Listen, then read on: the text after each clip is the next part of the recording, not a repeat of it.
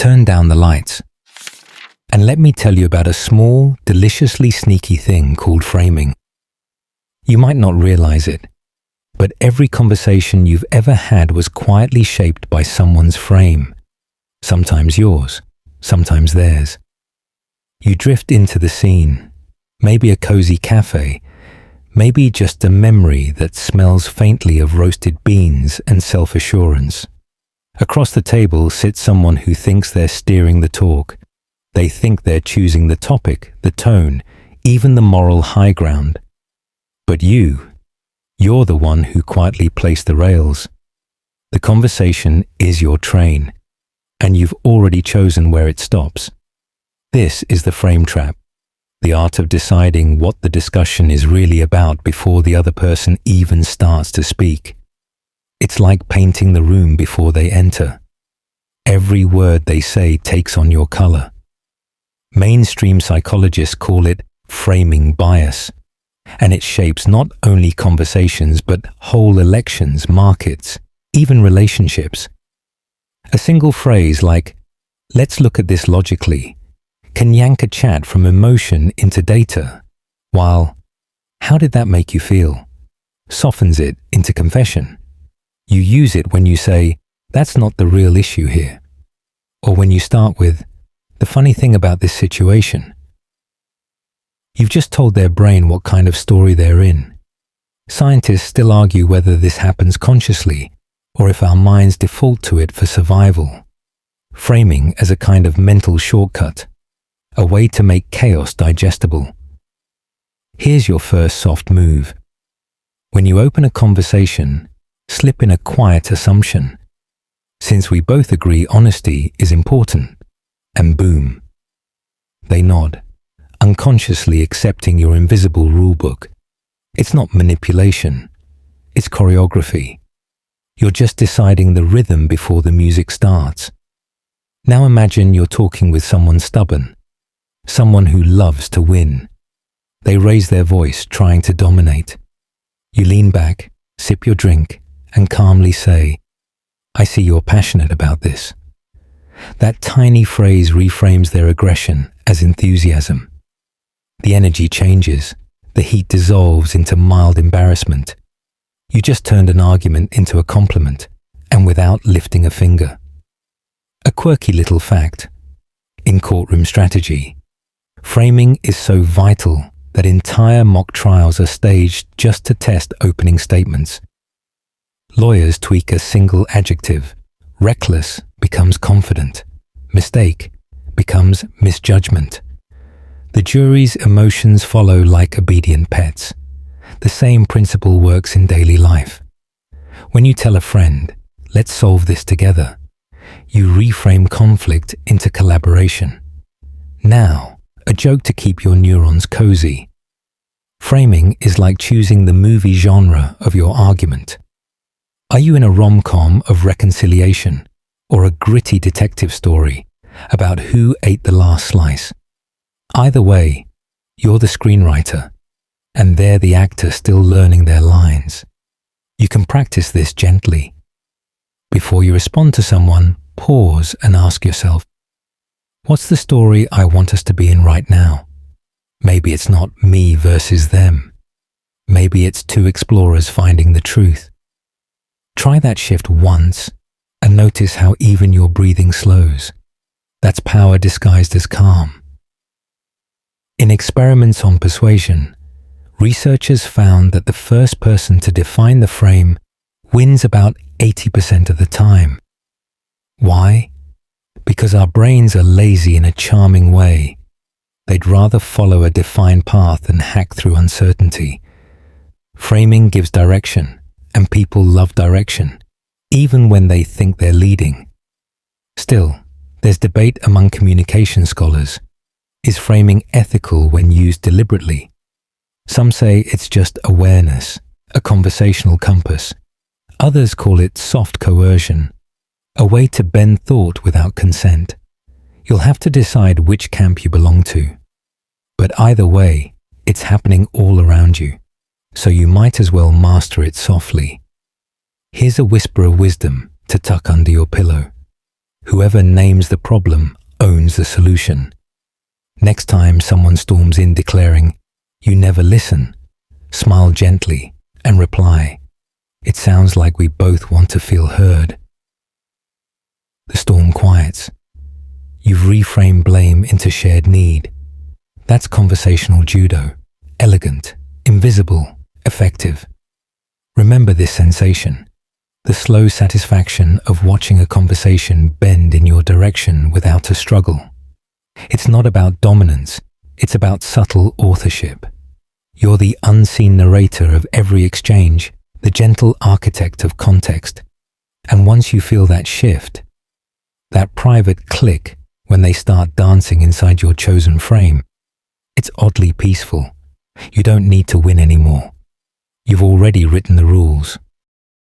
But before we go any further, let me take a quick pause. If you enjoy videos like this, consider subscribing so you don't miss the next one. A simple like or a tap on the hype button really helps these ideas reach more people. And if you can, leave a comment below. I'd love to know where you're watching from. It's always nice to be reminded that this isn't just me talking into the void, but a real conversation reaching across the world. The Trojan question. How to hide your true intent behind innocent-sounding questions. Your heart is steady, your voice calm, but inside, you're setting a quiet trap wrapped in silk. This is the Trojan question.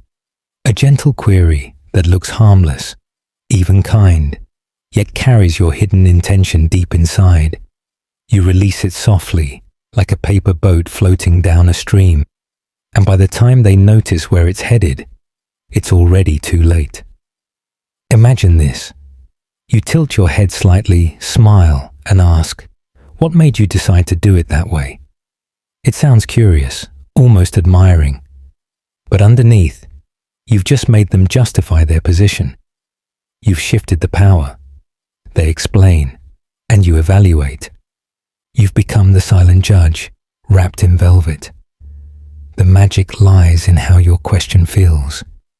If it feels like an attack, they'll armor up. But if it feels like a warm invitation, they'll step through the door you've built for them. Mainstream communication experts call this the Socratic lever, guiding someone's logic by simply asking things they can't resist answering. It's persuasion disguised as curiosity. Here's the thing. Scientists still argue whether humans answer questions out of politeness or primal instinct. Some psychologists believe it's a leftover survival reflex, like responding to sudden movement in the grass. When asked something, your brain lights up automatically, eager to close the loop. You can't not answer. It's cognitive itch. And you, clever conversational sculptor, know exactly how to scratch it. Let's say you're in a meeting. You want your idea chosen without sounding pushy. You glance at the team and ask, "How do you see this working if we don't try my version?" You didn't insist.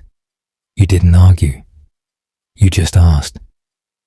But their minds now orbit your idea, evaluating the risk of ignoring it.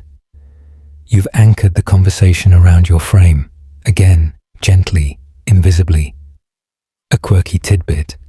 Interrogators, therapists, and even magicians use this same principle.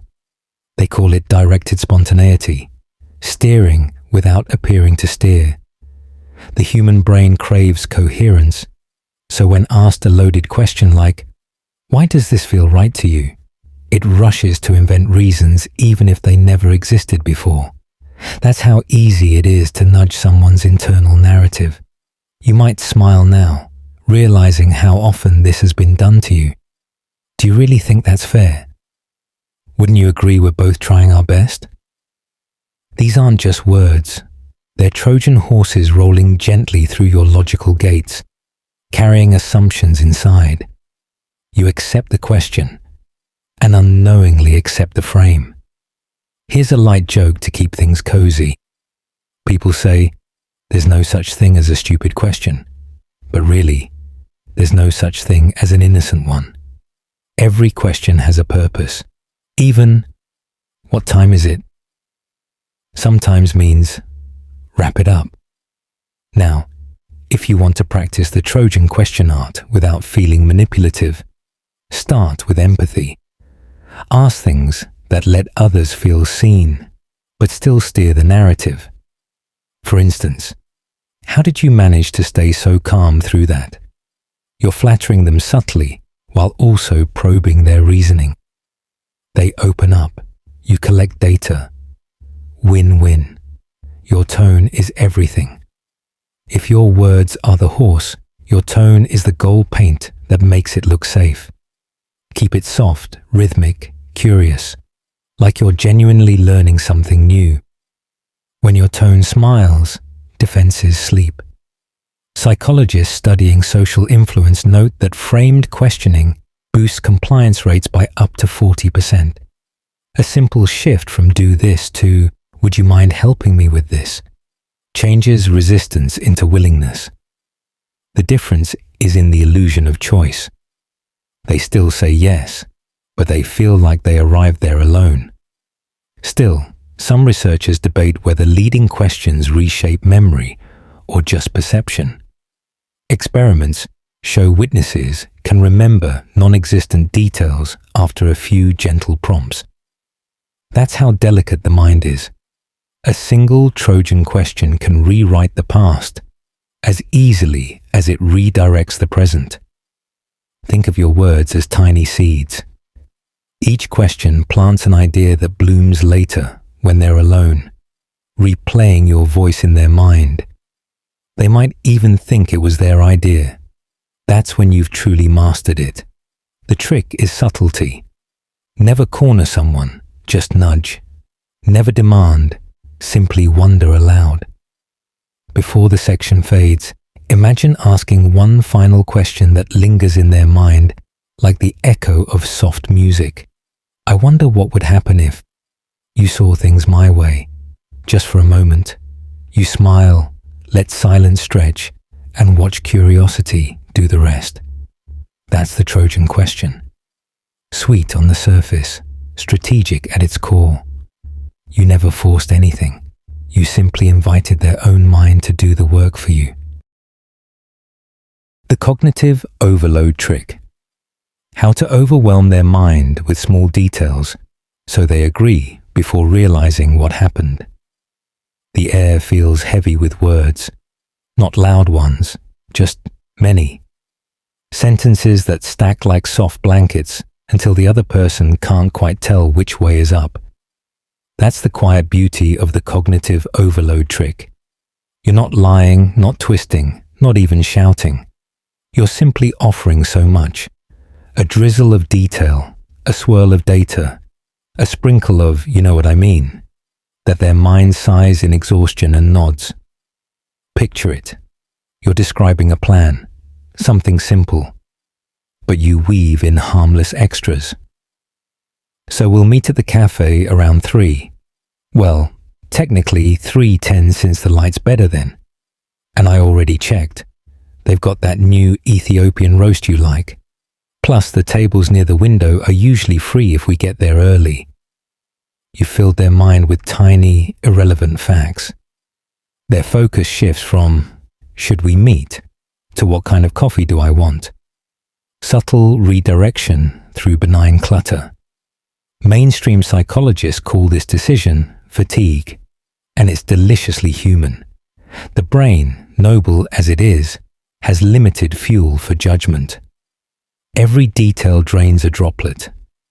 Scientists still argue whether the effect is cognitive depletion or just attentional drift. But either way, by the time you circle back to your key point, they'll often just agree to stop thinking so hard. A quirky tidbit. Salespeople used to call this the yes trap. They'd describe a product's specs in numbing detail, color codes, voltage, warranty durations, until the customer's resistance melted under informational heat. One soft, does that make sense? Later, and the sale was sealed. Not because the buyer understood, but because they wanted to feel done. Now, before you feel too wicked, remember, this trick can be used kindly too. Sometimes, in heated arguments, flooding with neutral details cools emotion. When someone's furious, you calmly say, "Right, and just to be clear, that was Tuesday evening, around 6, at the west entrance, correct?" Their brain shifts gears, from rage to recall. It's a secret diffuser hidden in plain speech. But for subtle control, you modulate tempo. Speak slightly faster than they can fully digest, but not enough to alarm. Like a lullaby sung just off beat. You're not tricking, you're hypnotizing with context. The goal isn't confusion, it's gentle surrender. Here's your light joke for the ride. Ever notice how airport announcements sound detailed but tell you absolutely nothing? Due to unforeseen operational scheduling, we'll be commencing pre-boarding shortly for select passengers in group something. By the time you process it, you're already queuing up. That's cognitive overload at scale, polite chaos as control. You can deploy this art during negotiation. Suppose someone's resisting your proposal. You lay down layers. Well, considering our timelines, budget cycles, the marketing crossover, and the seasonal variance in engagement metrics, their brain stalls in processing mode. Then you pause, smile gently, and offer the simplified version. So really, it just makes sense to go with option A. And they'll feel relief agreeing, mistaking ease for truth. Scientists studying persuasion once found that when presented with 3 strong arguments, followed by minor filler ones, people remembered only the volume of reasoning, not the quality. More words feel like more logic, even when half are decorative. That's the sneaky grace of detail. It wears the costume of intelligence while whispering compliance. Still, there's debate. Is this technique manipulation or mercy? Communication theorists argue it depends on intent. When used ethically, it can soften difficult decisions, helping someone bypass paralysis. Used selfishly, it's conversational fog. The difference lies in your tone, your motive, your willingness to let them breathe again once the fog lifts. To practice, start small. The next time someone disagrees, don't argue, narrate. Offer calm, measured detail. Notice how their eyes glaze softly, how resistance drains away like sand in tidewater. Then, once they're quiet, summarize with kindness. "So we're on the same page?" They'll murmur yes, not from defeat, but from fatigue. A fun fringe tidbit. Some memory researchers suggest that overwhelm actually induces a light trance, similar to daydreaming. That floating sensation when you zone out mid-conversation. It's your mind's off switch. By rhythmically layering harmless information, you invite that trance, a sleepy surrender where influence blooms. Now imagine you're back in that cafe again. The fan hums, the lights blur, your voice is steady. You talk about plans, the weather, small things. They nod, smile, sip. You've guided the entire mood, not through force, but through density, the velvet weight of words. And when you finally make your real point, it lands softly, unquestioned, like a feather on water. The emotional mismatch maneuver.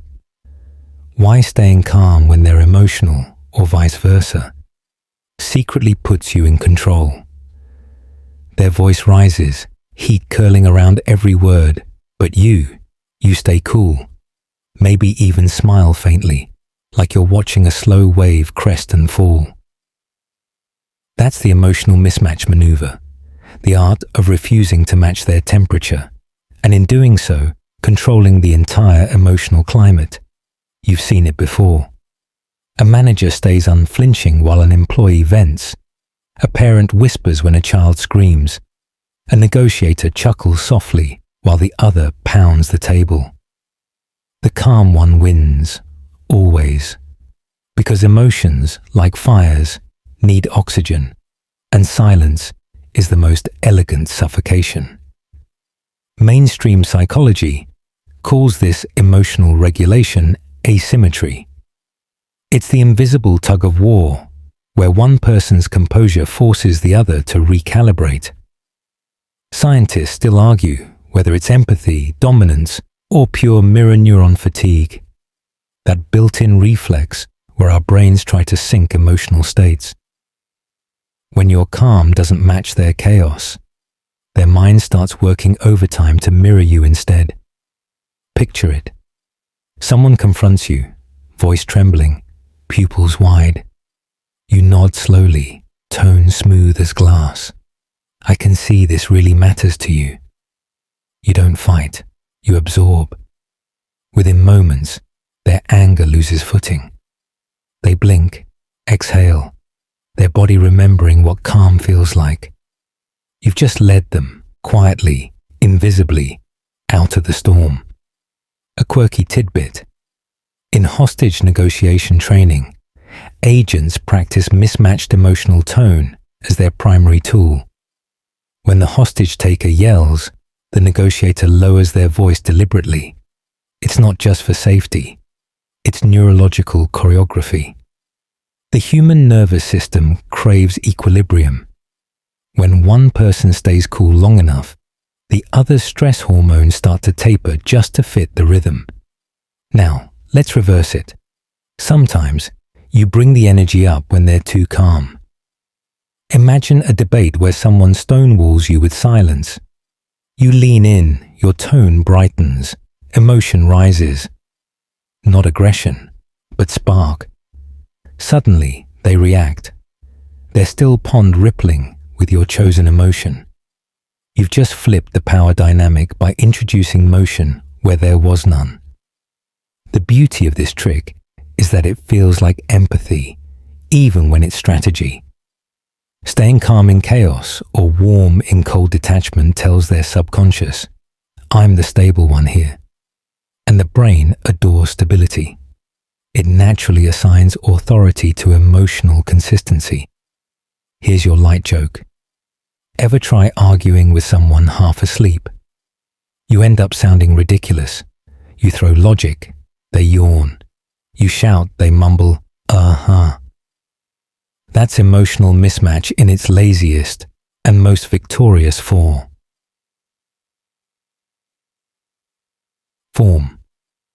This tactic thrives on rhythm. You listen, breathe, pause a half-second longer than usual. That pause becomes gravity, pulling their energy down to your level. Or, if you want to reignite someone withdrawn, shorten the pause, add gentle laughter, and lift your tone half a note. You're playing emotional jazz, improvisation with intention. Research on emotional contagion suggests that one person's mood can infect another's in under 90 seconds. The dominant tone, not the loudest, but the most stable, becomes the baseline. So when you stay even while they spike, you silently reset the equilibrium. You're the thermostat in the room, not the weather. Still, scholars debate if this dynamic stems from genuine empathy or manipulative mimicry.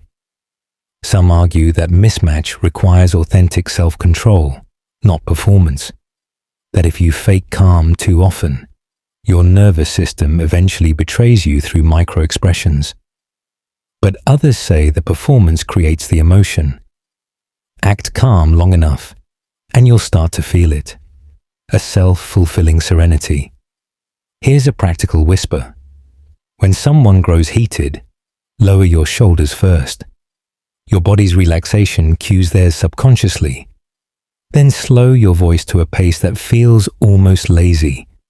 Sprinkle in neutral statements. That's interesting. I see what you mean. Go on. You're giving their brain micro rests while your calm becomes the new normal. And when you're the one under fire, at work, in love, online, remember that matching energy is surrender. You can't outshout adrenaline, but you can starve it. Let the silence sit heavy, let it hum. Often, the loudest thing in the room is the quiet you create. A fringe tidbit for your pillow. In some Eastern martial arts, there's a phrase, Mizu no kokoro, the mind like water. When disturbed, it ripples. When still, it reflects perfectly. That's emotional mismatch at its purest. The stillness bends the storm around it. Now imagine the end of a long day. Someone tries to bait you into an argument, their frustration crackling. You smile gently, maybe even chuckle. You sound like you've had quite a day. And just like that, their fire flickers out. You didn't win the fight. You erased it. That's the quiet mastery of the emotional mismatch maneuver. Calm as armor, composure as compass, serenity as silent dominance. The false agreement setup. How to nod along strategically to lower their defenses, right before redirecting the narrative. You lean forward slightly, nodding, eyes soft with understanding. Every fiber of you says, yes, I get it.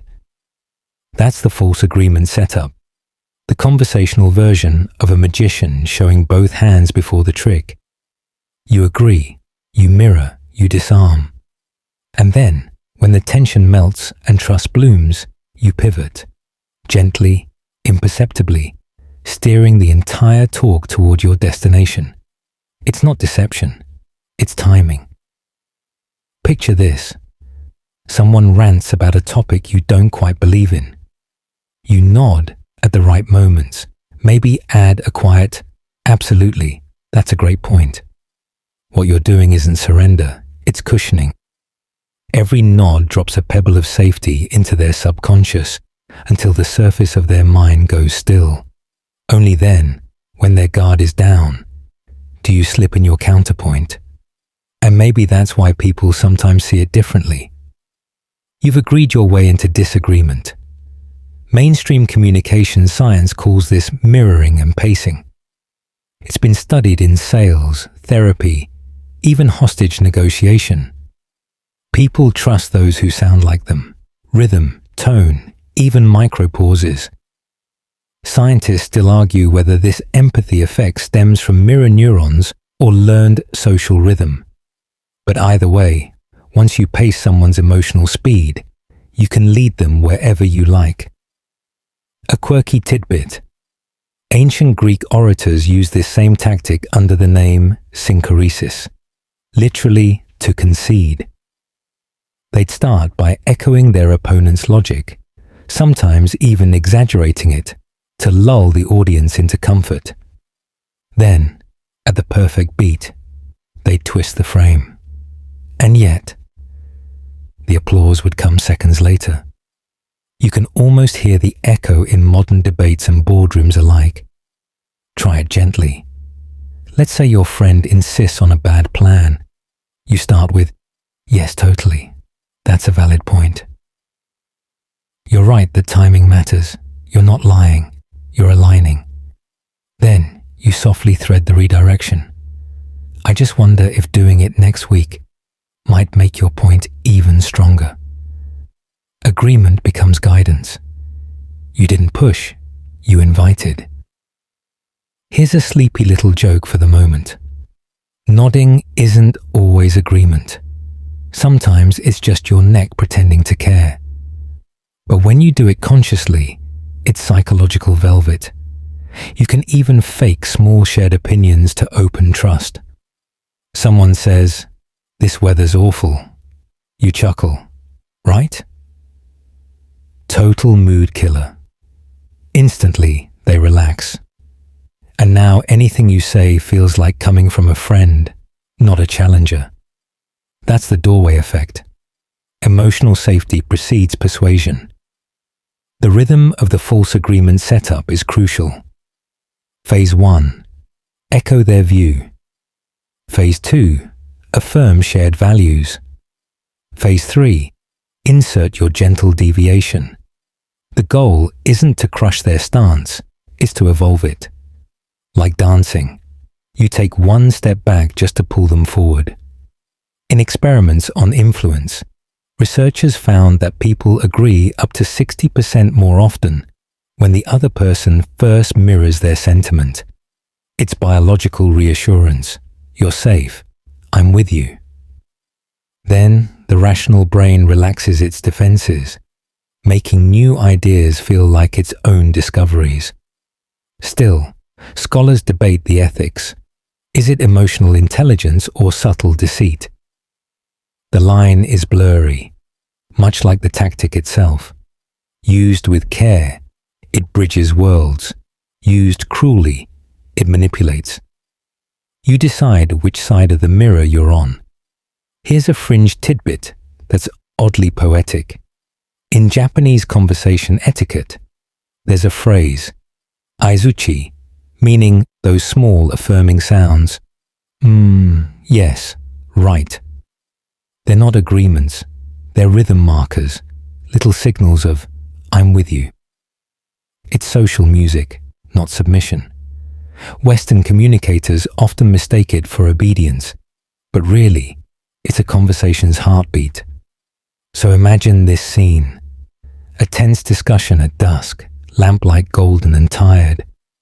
Someone's insisting, their words heavy with certainty. You nod once, twice, slow. Your breathing matches theirs.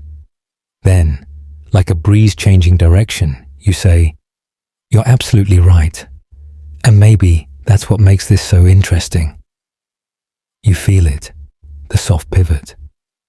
They pause, the energy shifts. By agreeing, you've slipped past their walls. You've become an ally in their mind, not an adversary. And allies can suggest almost anything. It's hypnotic in rhythm, peaceful in tone. You're not forcing alignment. You're crafting a shared illusion of it, one heartbeat at a time. And by the time they realize the conversation's direction has changed, they'll think they were the one who led it there.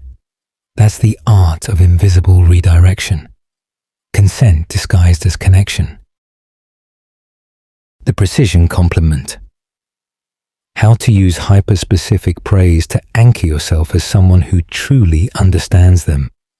You tilt your head just slightly, smile soft enough to feel unthreatening, and say something so precise that it cuts through the noise of generic flattery. That's the precision compliment, the sweetest psychological sleight of hand there is. It doesn't inflate egos wildly. It wraps around the listener like a tailored coat that fits only them. Think about it. You've probably heard thousands of empty compliments in your life. You look great.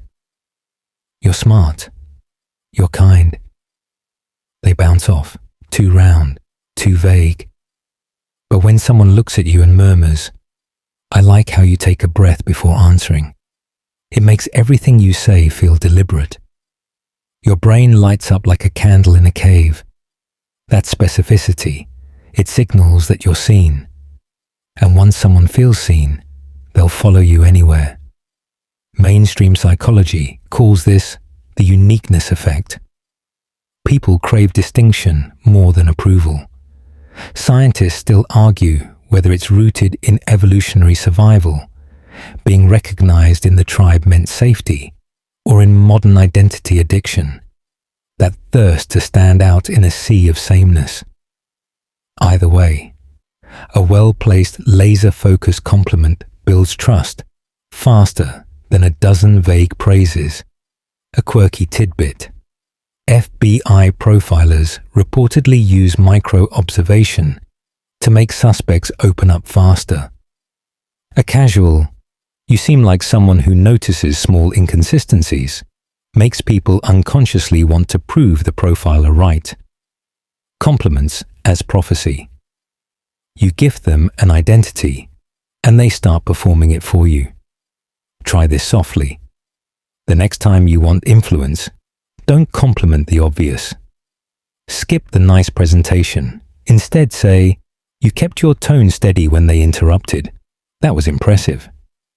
Suddenly, your words mean more because they carry proof. Their mind links you to accuracy, and accuracy feels like truth. Here's a quiet joke for you. Compliments are like caffeine. The good ones keep you awake to yourself. The bad ones just make you jittery. Precision praise isn't about flattery. It's about framing identity. Each one you give paints a person into the shape you want them to inhabit. Compliment someone's patience, and they'll start acting calmer around you. Praise their insight, and they'll open up more to prove they deserve the label. You're not forcing behavior. You're naming it into existence. Researchers at Stanford once found that participants praised for being thoughtful rather than doing well became more reflective in future tasks.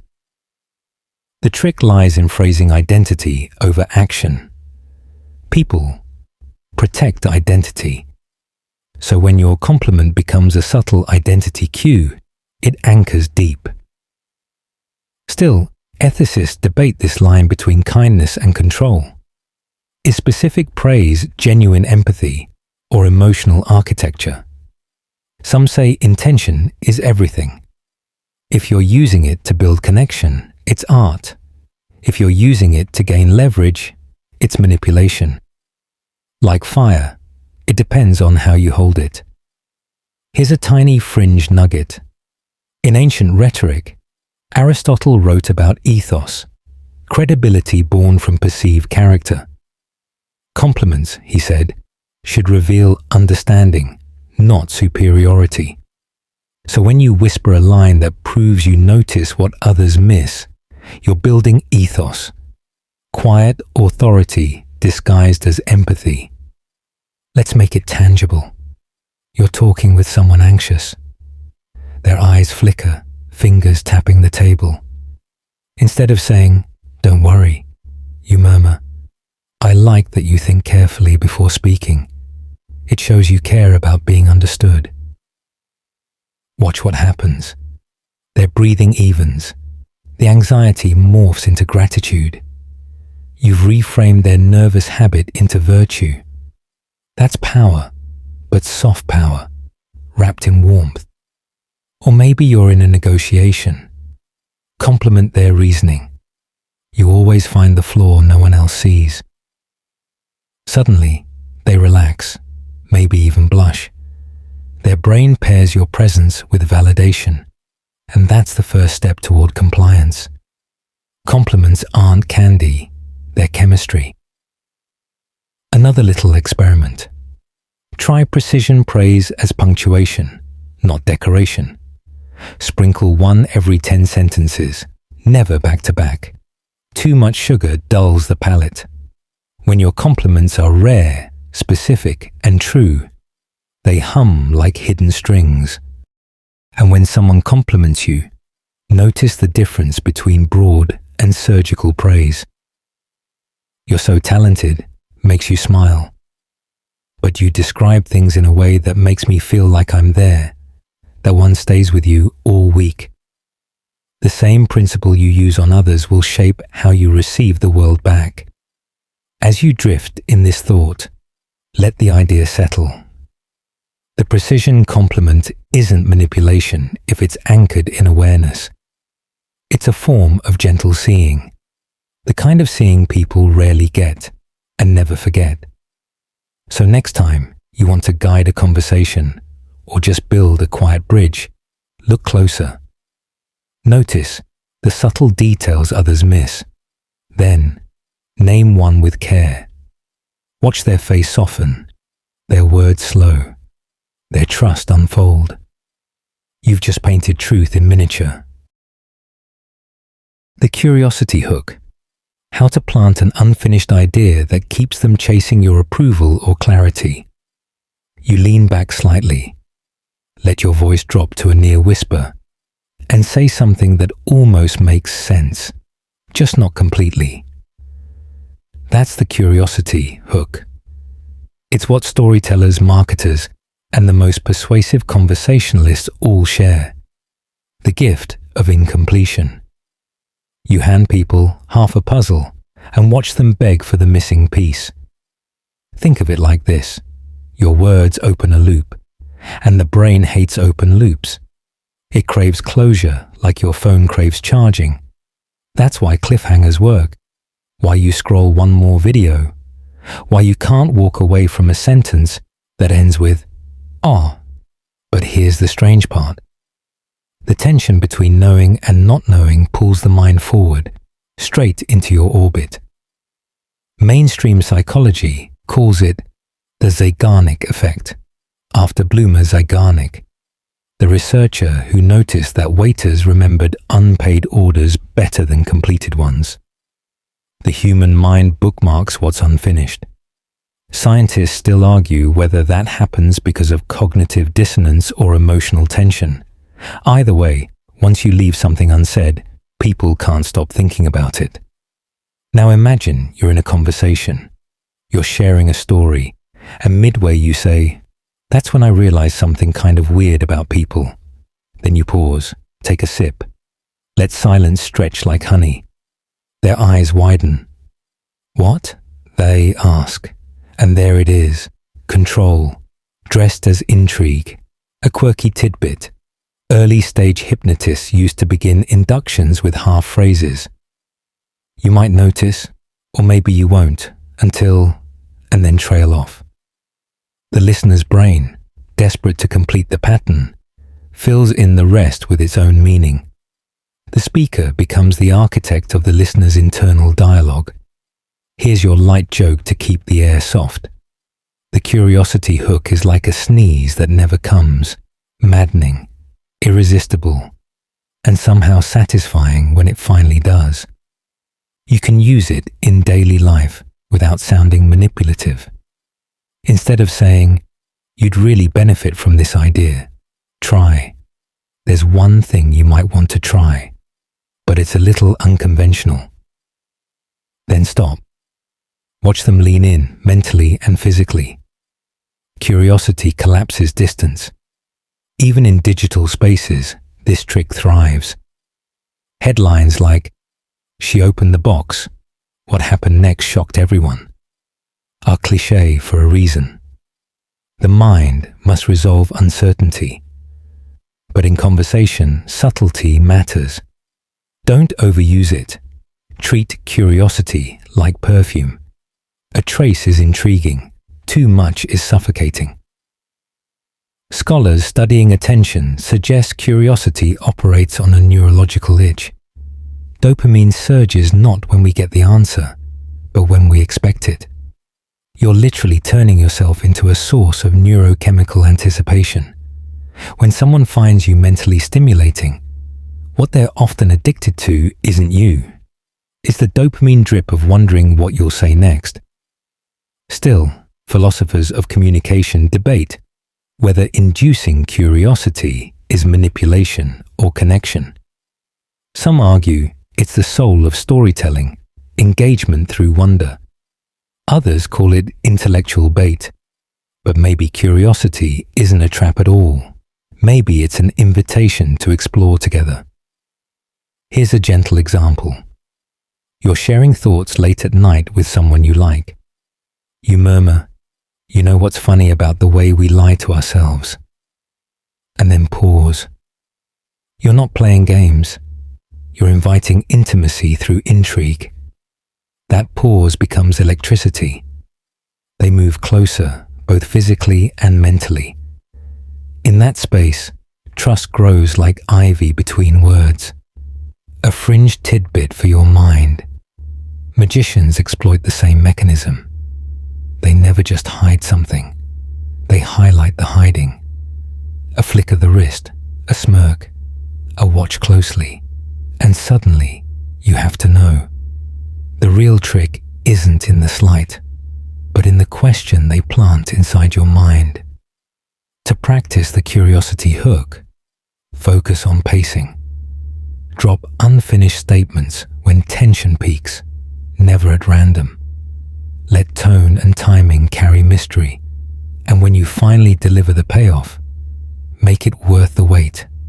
A truth, a twist, or a small revelation that makes them feel smarter for following you. Remember this subtle rhythm. Hint, pause, deliver. The pause is where power lives.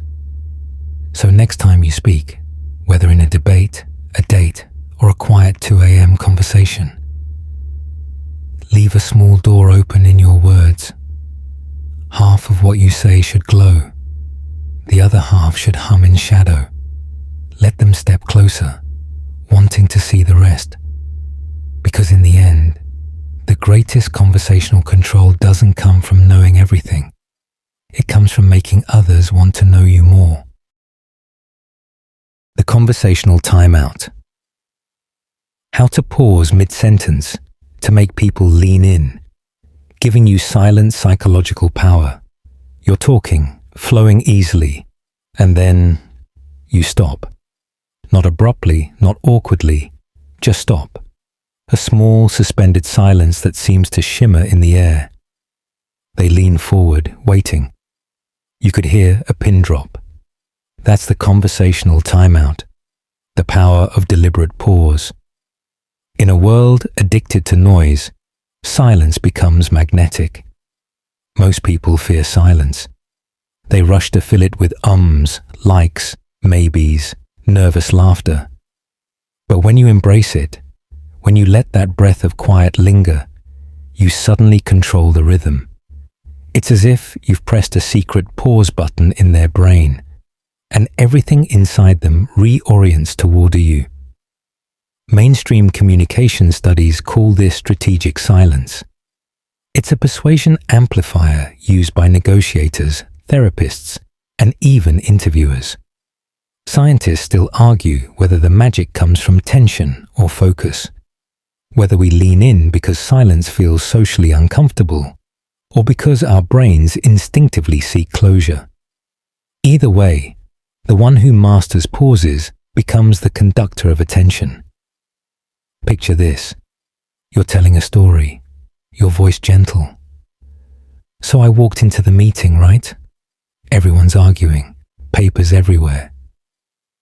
Then you stop, take a sip of water, eyes drifting upward. They freeze mid-breath. That moment of stillness stretches, not long enough to break, but just long enough to bend the mood. And then you continue, softer. And that's when I noticed no one had actually read the report. The pause made the punchline land with twice the weight. A quirky tidbit. In ancient Greek theatre, actors were trained to pause after emotional lines, not before them. The silence after words gave the audience's emotions space to bloom. The same rule applies to you. When you stop speaking, their mind starts working. They fill the quiet with imagination, interpretation, longing. Here's a light joke. Silence in conversation is like the loading icon on your phone. Mildly stressful, but you can't look away until it resolves. The trick is to treat pauses not as emptiness, but as texture. Speech without silence is like music without rests, just noise. When you pause mid-sentence, you let your meaning breathe. You say, I'm confident enough not to rush. People sense that self-assurance and mirror it. In studies of leadership communication, those who used intentional pauses were rated as more trustworthy and intelligent. Not because they were, but because the human brain equates calm timing with authority. Quick talk feels anxious. Measured speech feels certain. Still, scholars debate whether strategic silence works universally. Some cultures interpret it as wisdom, others as discomfort. In Japan, for instance, silence can mean respect, a shared space for thought.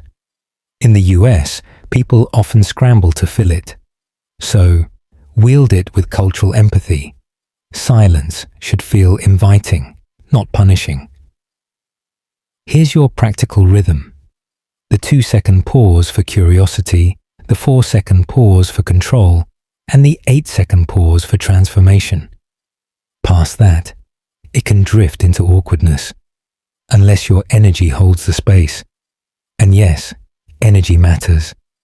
Silence without presence is just emptiness, but silence with presence, with eye contact, relaxed posture, soft breath, becomes gravitational. You're not withdrawing, you're drawing them closer. Let's test it in your imagination. You're mid-conversation with someone skeptical. You let them finish, then wait 1, 2, 3 seconds before responding. Their brain floods with questions. Did they offend you? Are you judging? Are you wise? That micro-mystery pulls them inward. By the time you finally speak, your words arrive wrapped in suspense. A fringe tidbit. In psychotherapy, therapeutic silence is considered a tool of discovery. The patient speaks into the quiet, often revealing truths they hadn't planned to share. Your silence becomes their mirror. It's funny, silence can feel louder than speech. It hums with implied meaning, and when you pair it with soft tone, it turns hypnotic. Try pausing before revealing something emotional or right before a compliment. The listener will feel the weight before you even speak. A playful note. Before we drift onward, the greatest conversationalists aren't the ones who talk most, but the ones who know exactly when to stop.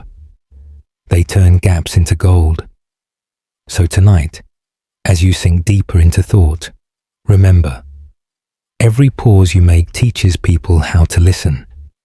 Every breath you hold reminds them you're in control of tempo, tone, and time itself. Because real influence doesn't shout, it waits. The authority borrow, how to casually reference status, expertise, or social proof. To control tone and direction, you lift your voice just a shade, mention something or someone that carries invisible weight. Maybe it's a study from Harvard, or my old mentor who consults for NASA. You're not bragging, you're borrowing gravity. That's the authority borrow. When you let someone else's credibility wear your face for a moment. It's persuasion by association, but so smooth it feels like storytelling. Picture it. You're in conversation, debating an idea. The energy is balanced, neither of you winning. Then you say, it's funny. Behavioral economists have found people rarely notice when tone shifts in long talks. Instantly, your words gain armor. You've recruited an invisible army of experts. The listener's brain relaxes. If they said it, it must be safe. Mainstream psychology calls this the halo effect. When authority or prestige touches one idea, it spills over onto everything nearby. Scientists still argue whether this is pure cognitive bias or social conditioning, but the outcome is the same. We trust the reflection of authority, even when the source is out of sight. A quirky tidbit. Advertisers have known this for decades. That's why toothpaste brands used 4 out of 5 dentists, or tech companies mention used by professionals. The authority may be vague, but the brain doesn't care. It hears legitimacy and sighs with relief. Now the art here isn't about lying. It's about anchoring. You reference a credible concept, person, or experience that supports your message indirectly. Instead of saying, "I think mindfulness helps decision-making," you murmur. There's some fascinating neuroscience on how mindfulness changes impulse control. Your words suddenly echo like they came from a lab. Here's a soft joke. Name dropping is like perfume. A little gives you a lure. too much gives you a headache. The authority borrow works best when paired with calm tone and zero ego. If you sound like you're flaunting, the charm evaporates. True influence wears humility like silk. Say, "I once heard a professor describe this beautifully," or "Someone in the field mentioned something similar." You're not claiming mastery, you're channeling it. Researchers on persuasion have found that indirect authority cues increase compliance rates by over 50%. Mentioning a trusted institution, even vaguely, lowers resistance. It's the conversational equivalent of showing credentials without flashing a badge. Still, communication scholars debate whether this trick manipulates or enlightens. Some argue that borrowed authority suppresses critical thought. People stop questioning once prestige enters the room. Others say it simply accelerates trust, the way an introduction from a friend smooths social friction. Like many of tonight's dark psychology arts, its morality lives in intention. Here's a subtle way to test your tone. If your authority reference starts with "I," it risks ego. If it starts with "they" or "we," it breeds connection. I studied under an expert who sounds self-centered. There's this researcher who explained it like, feels generous. The trick is to stand beside authority, not on top of it. A fringe tidbit for your curiosity. Even babies respond to authority symbols. In experiments, infants preferred toys chosen by adults wearing formal clothing over those chosen by peers.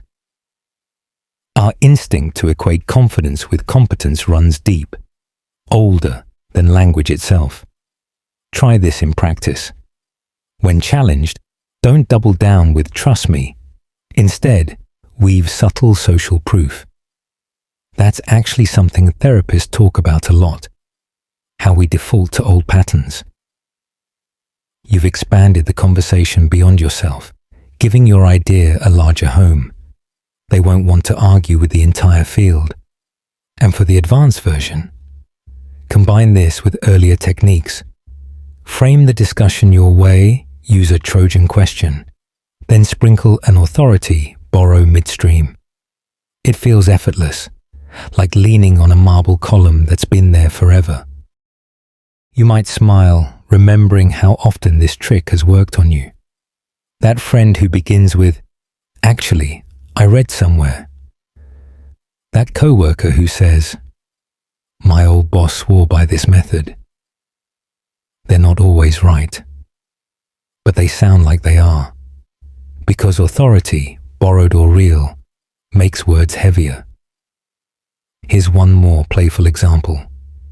During a dinner debate, you mention, "There's this experiment at MIT.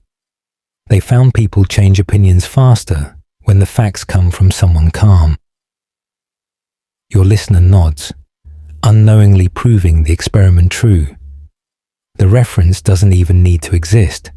Its mere shape bends perception. So next time you need to steer a talk, don't shout, don't push, invoke. Let invisible experts hover behind your tone. Let institutions whisper through your phrasing. Speak as though wisdom already agrees with you. That's the elegance of the authority borrow. Quiet name, heavy shadow, full control. The selective disclosure tactic. How revealing half-truths creates an illusion of honesty while keeping the upper hand.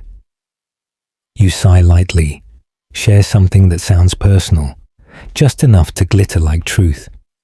That's the selective disclosure tactic, a conversational sleight of hand so soft it feels like connection.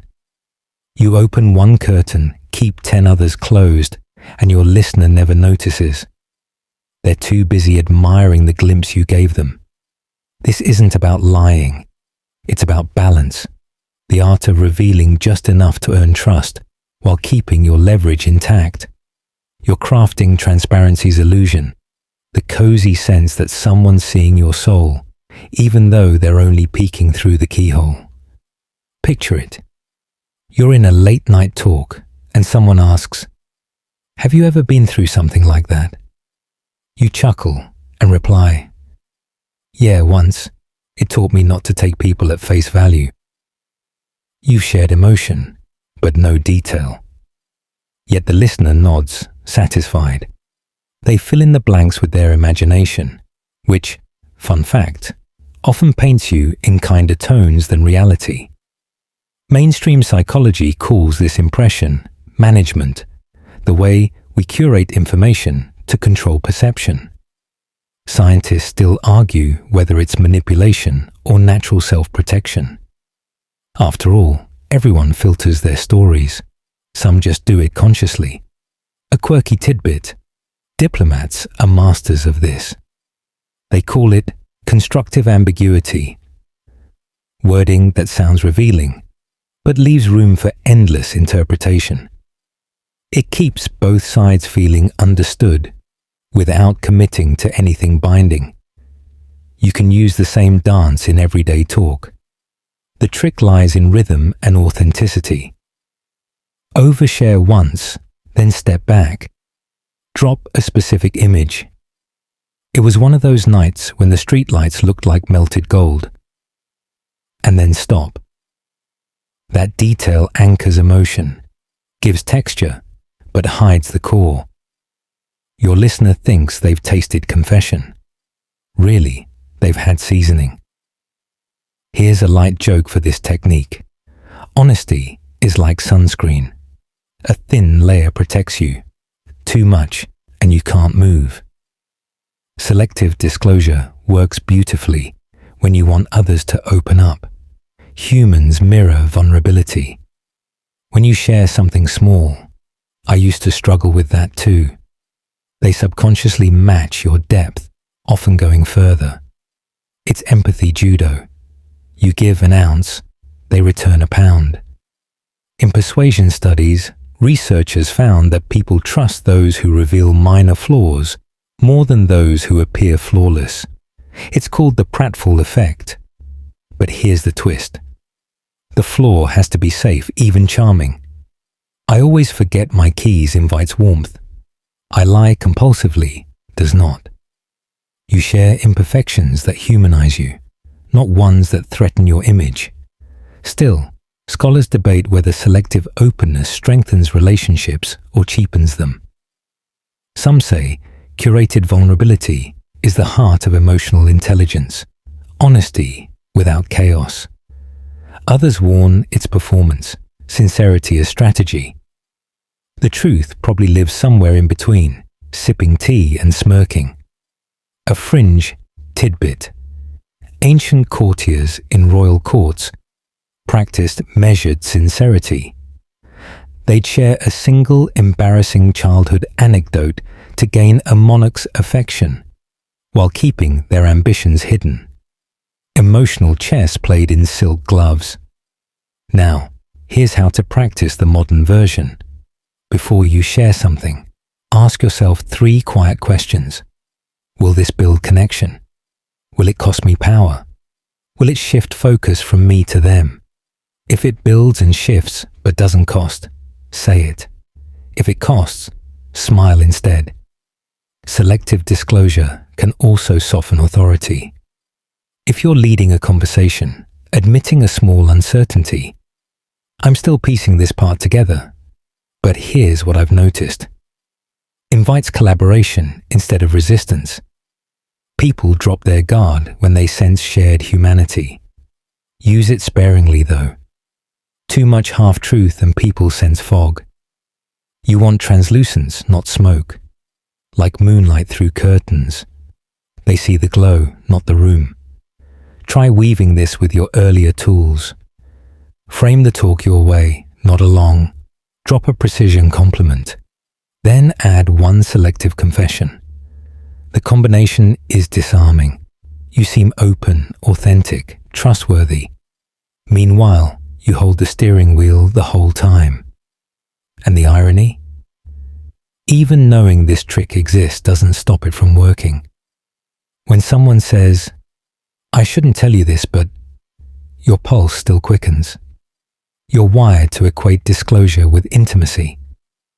That's the beautiful trap. Our hearts crave what our logic cautions against.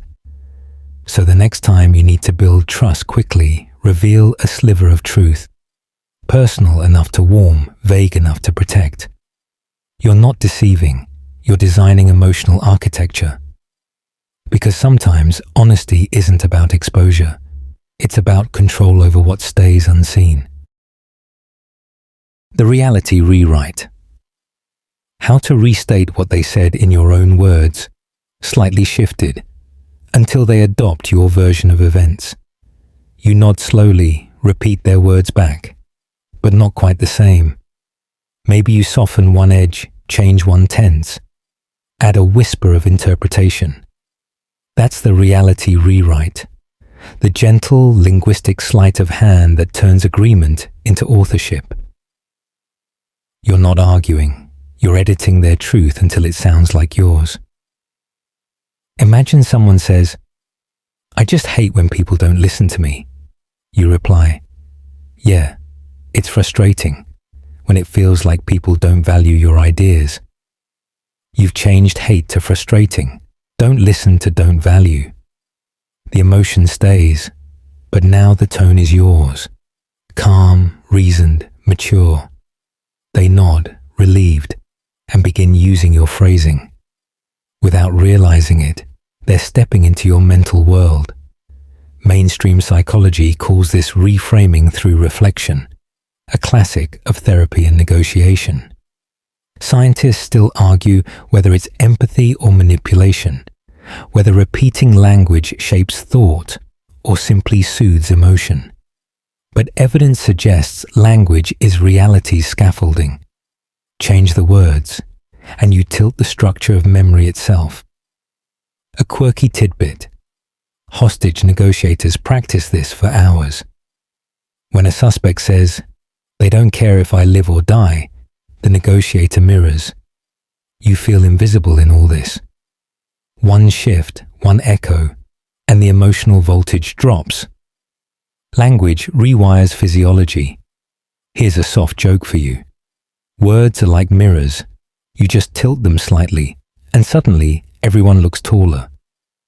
To use the reality rewrite artfully, focus on intentional misalignment.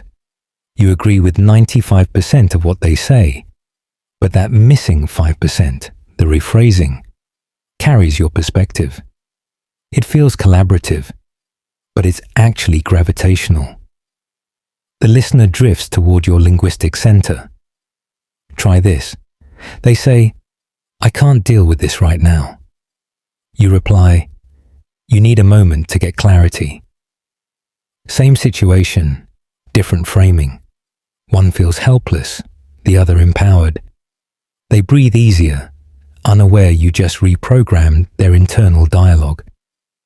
Linguists studying conversation loops found that once someone's phrasing gets echoed 3 times, it becomes group consensus.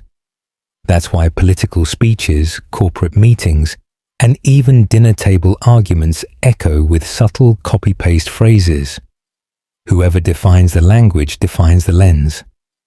Still, scholars debate whether reframing distorts truth or reveals it. Is the rewritten version manipulation, or is it evolution, a gentler, more useful story? Maybe it's both. After all, every memory you have is already a rewrite, polished and redrafted by emotion. A fringe tidbit. In ancient rhetoric, sophists trained students to reshape premise, meaning to repeat an opponent's claim slightly altered until it favored their logic. It wasn't lying. It was verbal aikido. Turn their momentum, use it, redirect it. You can apply this even in simple talk. When someone says, "I'm terrible at this," you reply, "You're still figuring out your rhythm." That single shift from terrible to figuring out reframes identity from failure to progress. And people cling to whichever version feels lighter. You become the architect of relief, But this trick works even deeper when paired with tone. Keep your pace steady, your voice low, your gaze soft. The brain links emotional calm with credibility, so when your version sounds peaceful, it automatically feels truer. In negotiation, you might restate positions like this. Them, your offer's too low. You want to make sure it reflects the full value of what you're giving. Suddenly, you've shifted the focus from price to value. They'll start using your term, and the conversation now orbits your definition. Here's a fun thought. Reality itself may just be a collection of overlapping narratives, each edited by whoever speaks last. When you rewrite softly, you become that final editor. To practice, listen more than you speak. Echo selectively. Reword emotionally charged phrases into neutral or empowering ones. Each time you do, you're nudging their perception of what's true. The beauty is, they'll thank you for understanding them, even as you reprogram the narrative they brought in. Still, remember the ethics. Truth isn't yours to steal, only to reshape gently. Use the reality rewrite to calm, to clarify, to heal misunderstandings, not to gaslight. Influence should always soothe, never scar. Now imagine the scene fading. Two people, talking late into the night. One thinks they've been deeply understood. The other knows they've subtly steered the meaning. Both feel content. Both believe in the new story. That's the art. Peaceful power through language's softest turn. And now, as the final echoes fade, let your thoughts drift loose like threads in twilight. You've wandered through the shadows of persuasion. Soft, quiet, careful. None of this is meant to harden your heart, only to remind you that words have gravity and calm minds guide storms. Breathe slowly. Feel your pulse steady. The world outside can wait. For now, you've learned the language of stillness, of subtle control that begins with self-awareness. Let that peace hum through you as the lights dim. Sleep gently and let silence finish the sentence. Sweet dreams.